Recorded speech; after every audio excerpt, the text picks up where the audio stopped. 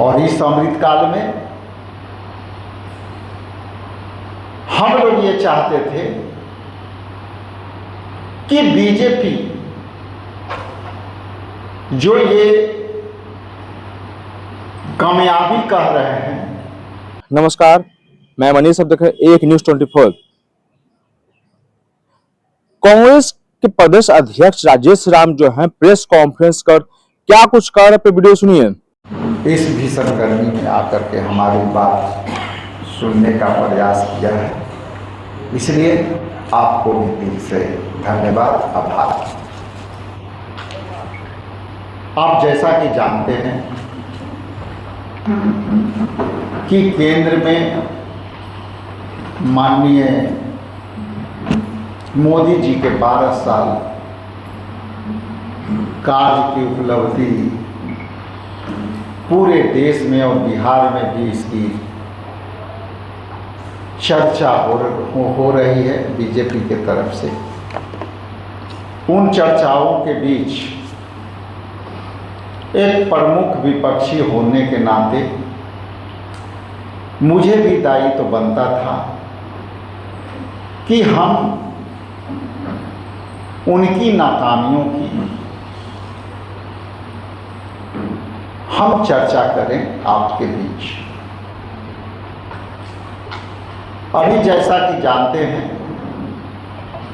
कि अभी अमृतकाल मोदी जी के सरकार का चल रहा है और इस अमृतकाल में हम लोग ये चाहते थे कि बीजेपी जो ये कामयाबी कह रहे हैं और हम जिसे नाकामी कह रहे हैं, उस पर हम चर्चा करना चाहते हैं। और देखिए, शुरुआत करते हैं नीट पेपर लीक के।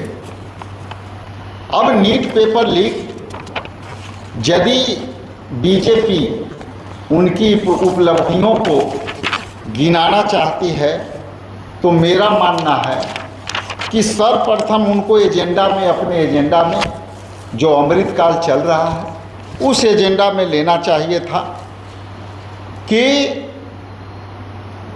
12 वर्षों के शासनकाल में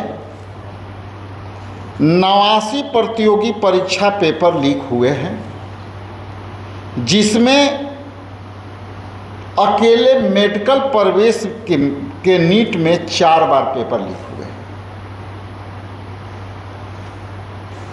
तो यदि उनके एजेंडे में ये नहीं आया है तो ये उपलब्धि बीजेपी प्रधानमंत्री की उपलब्धि के रूप में इसको पॉइंट यदि छूटा हो तो मैं जोड़ना चाहता हूँ, ये उन्हें जोड़ना चाहिए।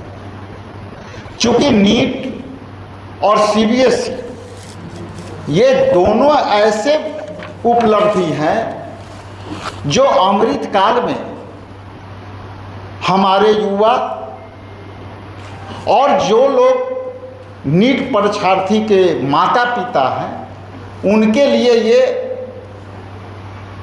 विष पीने जैसा है। इसलिए इस अमृतकाल के दौर में ये नीट के छात्र और उनके माता पिता परिजन ये विष के समान इसको समझ रहे हैं। तो बीजेपी एजेंडा में, प्रधानमंत्री के उपलब्धि के एजेंडा में इसे भी शामिल करना चाहिए। उसी तरह से बेरोजगारी पर यदि हम आए तो अभी बेरोजगारी जो है वो चरम सीमा पर है और बेरोजगारी पर मानता हूं कि यह अमृतकाल में बेरोजगारी पर कोई बात नहीं होगी, इसलिए शायद उनके पॉइंट ऐड नहीं हुए होंगे। तो मैं दूसरा पॉइंट ऐड कराना चाहता हूं कि बीजेपी उनकी उपलब्धि में ये भी पॉइंट को ऐड करना चाहिए। बेरोजगारी, हर साल 12 करोड़ नौकरियां देंगे ये उन्होंने वादा किया था और 12 साल में एक बार भी इस लक्ष्य को यह सरकार छू न सकी, उस पर रोजगार न दे सकी, तो ये बीजेपी के लिए बड़ी उपलब्धि है। इस उपलब्धि को भी उन्हें शामिल करना चाहिए। चूँकि ये मैं नहीं कह रहा, ये देश में अब तक के सबसे ज़्यादा युवा बेरोजगारी के स्तर को मोदी सरकार ने पहुंचाया है। CMIE 2022-23 के आंकड़ों के अनुसार 45.4% युवाओं को बेरोजगार हुए हैं। PLFS 2017-18 के आंकड़ों के अनुसार इस सरकार ने 45 साल के सबसे ऊंची दर 6.1% पर युवाओं को बेरोजगारी दर पहुंचा चुकी है। ये स्पष्ट है आंकड़ों से कि इनकी उपलब्धि इससे ज़्यादा हो ही नहीं सकती कि 45.5% बेरोजगारी बढ़ी हुई और इसकी दर बढ़ 6% दरें बढ़ी। तो ये भी पॉइंट बीजेपी को जोड़ने में लेना चाहिए कि मोदी जी के सरकार में 12 साल के सरकार में अमृतकाल में युवाओं की बेरोजगारी दर 45.4% से बढ़ करके उसमें इजाफा हुआ है 6.1%। चूँकि हर मोर्चे पर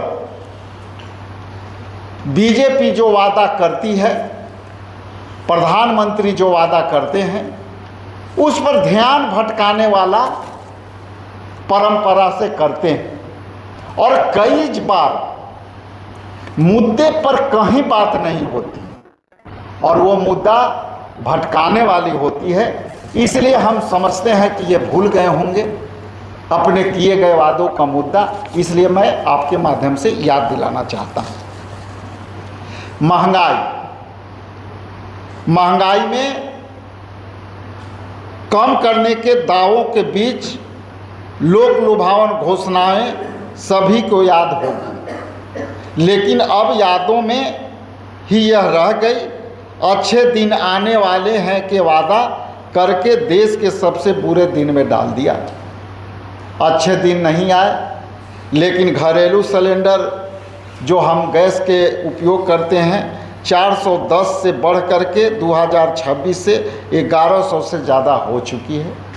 तो ये भी बीजेपी को उपलब्धि में, प्रधानमंत्री को उपलब्धि में जोड़ना चाहिए।